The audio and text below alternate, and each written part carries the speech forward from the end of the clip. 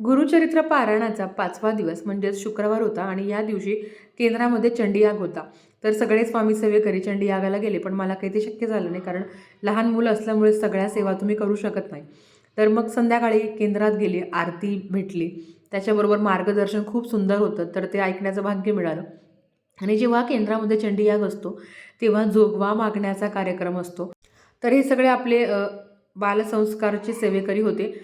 तर त्यांनी खूप छान असं नृत्य प्रदर्शित केलं आणि कार्यक्रम खूप छान झाला. सगळ्यांनी जोगवा वगैरे दिला आणि आई भगवतीची सेवा आणि साक्षात्कार असतो जेव्हा हा कार्यक्रम बघत असतो आपलं, खूप छान वाटतं, की हो, म्हणतो ना, की सूक्ष्म स्वरूपात आई भगवतीचा वास असतो. तर बघा इथे ती ताई जोगवा मागत आहे.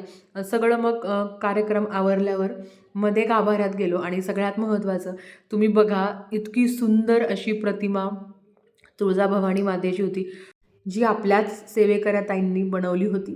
तर तुम्ही सुद्धा दर्शन घ्या. धन्यवाद. श्री स्वामी समर्थ.